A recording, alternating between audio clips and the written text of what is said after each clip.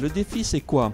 C'est un bon fonctionnement équilibré, et vous allez tout de suite comprendre de quoi. C'est de chacun de ces systèmes qui vont constituer notre organisme.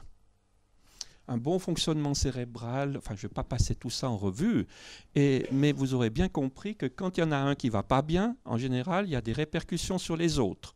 Et vous aurez compris aussi que pour les faire fonctionner, on aura bien besoin de quoi? De manger, par exemple. Mais si vous ne savez pas quels sont les besoins pour que chacun de ces systèmes puisse être performant, à ce moment-là, c'est vrai que pendant longtemps, vous n'allez pas être trop embêté parce que chacun de ces systèmes a une capacité, à l'âge de 30 ans, c'est maximum, c'est de l'ordre de 100%. Mais avec le temps, ça diminue. Et quand ces capacités fonctionnelles diminuent, ça ne va pas trop mal jusqu'à un certain point, parce que pour nos besoins quotidiens, on n'emploie que 30% de ces capacités fonctionnelles. Mais quand ça diminue, ça veut dire que la sévérité d'une maladie, elle dépend de ce qui reste comme capacité fonctionnelle. Alors, qu'est-ce qu'il faut pour faire fonctionner tout ça? Ben, vous voyez, il faut un sommeil réparateur, il faut préserver des intérêts dans sa vie, il faut cultiver des contacts sociaux, c'est indispensable, il faut du mouvement, de l'activité physique, et puis il faut une alimentation équilibrée. Et quand je dis équilibrée, ça veut dire quoi? Chacun de ces systèmes a des besoins spécifiques. Qu'est-ce qu'il faut pour faire fonctionner correctement? Par exemple, le système hématopoïétique. C'est celui qui permet de produire du sang. De quoi il a besoin, celui-là? Vous savez comme moi qu'ils ont besoin des globules rouges pour être fabriqués du fer. Voilà. Et si vous manquez de fer, qu'est-ce qui va se produire? Ben, vous aurez certaines fatigues. Je ne parle pas des autres troubles qui vont de pair. Mais si vous pensez au système, par exemple, osseux, c'est facile comme exemple. Il a besoin de quoi, l'os? Du calcium, mais il a besoin des protéines. Parce que si vous donnez du calcium, vous pouvez mettre des grandes quantités de calcium, mais il faudra bien qu'on puisse imprégner ce calcium. Donc on a besoin des protéines aussi. Alors, en vous ayant dit ça, quand on parle d'alimentation équilibrée, ça veut dire apporter tous les nutriments qui sont nécessaires à chacun de ces systèmes et en évitant les excès. Parce que pour les excès, qu'est-ce qui va se produire avec les excès? Ça va perturber le fonctionnement de ces systèmes-là. Je n'ai pas besoin de faire un dessin que dans votre ménage, vous ne pouvez pas porter des tas et des tas de choses. Parce que si vous n'avez pas une super grande poubelle pour pouvoir mettre les déchets, ben ça ne veut pas aller. Donc cette notion-là équilibrée, ça veut dire tout ce dont on a besoin en limitant les excès, ça veut dire ces capacités qu'a l'organisme de pouvoir s'en débarrasser. Alors je laisse de côté la maîtrise du surmenage parce que c'est aussi d'actualité. Mais je viens maintenant sur quelque chose qui est important, c'est de connaître les déterminants de la santé. Ces déterminants de la santé, ça veut dire qu'ils jouent un rôle très clair. Si vous avez les facteurs qui manquent dans chacun de ces groupes, eh bien, la probabilité que votre santé soit altérée, elle est majeure. Alors vous voyez qu'au fond, il y a des facteurs non modifiables, les gènes. Le sexe, on peut changer, mais on n'a pas vu que ça améliorait beaucoup la santé. Le vieillissement, Botox, ça fait un petit peu, mais le poids des années est quand même là. On peut donner l'illusion. Vous avez ici la pauvreté, l'exclusion sociale, l'emploi précaire, qui jouent des rôles majeurs sur la santé. Et vous connaissez par exemple ce qu'on appelle le syndrome des survivants. Le syndrome des survivants, c'est quand on restructure une entreprise. Il y a une partie du personnel qui file à la trappe. Qu'est-ce qu'ils deviennent? On ne s'intéresse pas trop, on dit on a mis un plan social.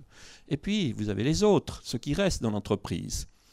Si l'entreprise licencie beaucoup, par exemple, a licencié, les survivants, c'est ceux qui sont restés après que les autres soient partis. Quand ils ont licencié plus de 18%, c'est des résultats qui nous viennent des pays nordiques, ça veut dire que ces gens-là, sur un espace de 7 ans, ont 2 fois plus de risque de faire un infarctus et de mourir que ceux qui sont restés, ceux qui étaient dans les entreprises où on a licencié peu. Donc ces éléments-là, cette sécurité de l'emploi joue un rôle majeur. Et Dieu sait qu'à l'heure actuelle, là, on touche un point particulièrement délicat. Il n'y a pas un jour sans qu'on apprend des catastrophes. Comment voulez-vous qu'on se sente rassuré? Bien sûr qu'on a des gens qui sont hyper adaptés, qui vont pouvoir faire face. Pourquoi je dis tout ça? Parce que c'est des facteurs clés quand vous êtes, par exemple, complètement angoissé par le futur de votre place de travail, croyez-vous que vous avez encore le temps pour de saines habitudes de vie et vous êtes tellement obnubilé que ça passe très loin derrière. Vous avez la qualité de l'air, le logement, là on peut dire qu'on est bon de ce côté-là. Heureusement, mais ce n'est pas le cas dans beaucoup de pays du monde. Vous savez parfaitement que pour pouvoir limiter, par exemple, la mortalité infantile, il faut d'abord assainir les eaux. Et puis, vous avez ici les modes de vie, je ne sais pas ce que vous en pensez, mais il y a l'activité physique, il y a l'alimentation, il y a les habitudes tabagiques, il y a l'alcool, il y a les comportements sexuels, il y a les drogues. Tout ça va avoir un impact sur la santé. Et si je prends ici maintenant les autres, l'accès aux soins, c'est peut-être bien. Transport, loisirs, c'est pas trop mal. Mais par exemple, si je mets le système d'éducation, est-ce qu'il est parfait ? Et le système d'éducation, ça vaut la peine de le remettre en question. Parce que est-ce que c'est plus important d'apprendre l'anglais, d'apprendre les mathématiques, même si avec PISA, les Suisses peuvent faire cocorico, ou bien est-ce que c'est de savoir quels sont les pièges auxquels on est exposé? Parce qu'on n'est plus dans la jungle telle qu'autrefois, mais il y a une nouvelle jungle qui est là. Et que, est-ce que chaque élève, il a la possibilité de pouvoir faire face, de pouvoir identifier quels sont les dangers auxquels il est exposé? Alors, je viens là-dessus pour vous dire que, bien sûr, ces déterminants de la santé, c'est votre constitution, c'est votre biologie, ce que vous avez hérité de vos parents, c'est l'accès aux soins, mais je viens sur cet autre élément, l'environnement. À chaque fois que vous avez l'apparition d'une nouvelle technologie, vous avez l'apparition de nouvelles maladies. À chaque fois. Et ces nouvelles maladies, elles sont en partie liées à des modifications de nos comportements, de nos habitudes de vie. Que vous le vouliez ou non, c'est comme ça. La révolution industrielle, qu'est-ce qu'elle a apporté comme maladie? Non. La tuberculose, l'alcoolisme, la sous-nutrition.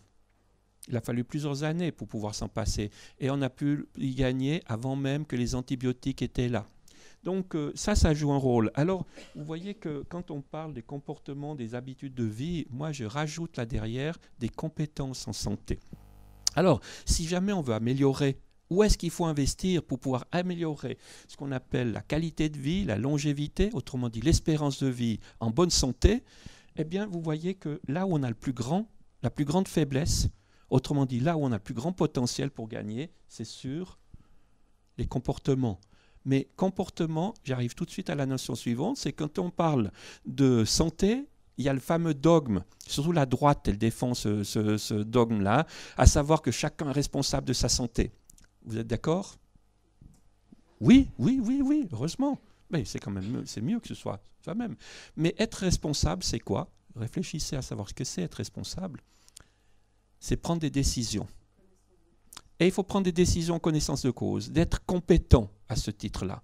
Or, ce que l'on peut voir, je vais vous montrer tout à l'heure, les chances ne sont pas du tout les mêmes.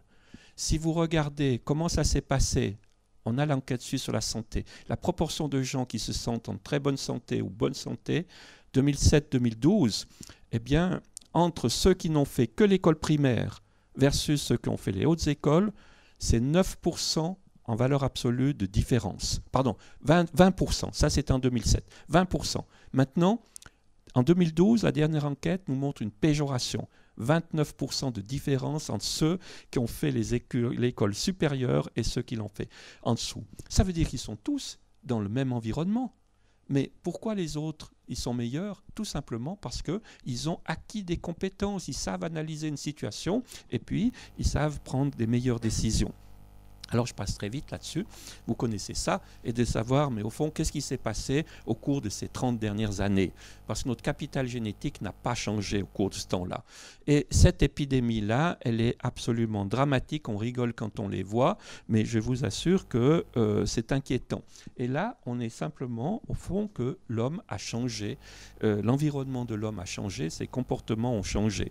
Alors, au fond, regardez ces changements qui sont apparus, qu'est-ce que l'on mangeait pendant des millénaires? Au fond, c'était une alimentation qui était très fortement basée sur des fruits, des légumes, des noix, du miel, et puis les protéines qui venaient en partie aussi des végétaux, mais une partie venait des gibiers, des œufs.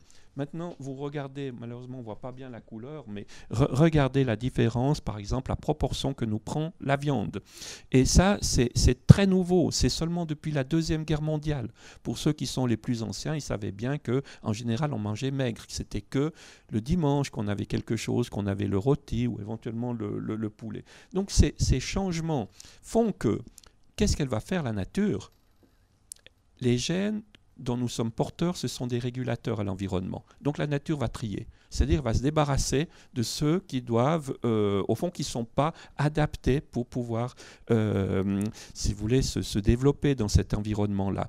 Donc quand vous regardez pourquoi un diabétique a moins de chances de vie, tout simplement parce que, au fond, la nature n'a pas besoin de comme ça, c'est-à-dire elle est inadaptée. Bien sûr qu'on peut corriger en partie avec des médicaments, mais il faut se dire, est-ce qu'il ne faut pas revenir un petit peu plus en amont? Alors, ça, vous connaissez tous. Et c'est ce qu'on appelle la malbouffe. En général, c'est ce que l'on croit que c'est la malbouffe. Mais, au fond, vous êtes sûr que c'est ça la malbouffe? En fonction de ce que je vous ai dit, parce que là, c'est facile, on a identifié. On dit, ah ben, c'est les frites, et puis les saucisses, et puis vous avez ces boissons, là. Mais au fond, la malbouffe, si vous voulez bien comprendre ce que je vous ai dit tout à l'heure, c'est au fond toute alimentation qui est déséquilibrée.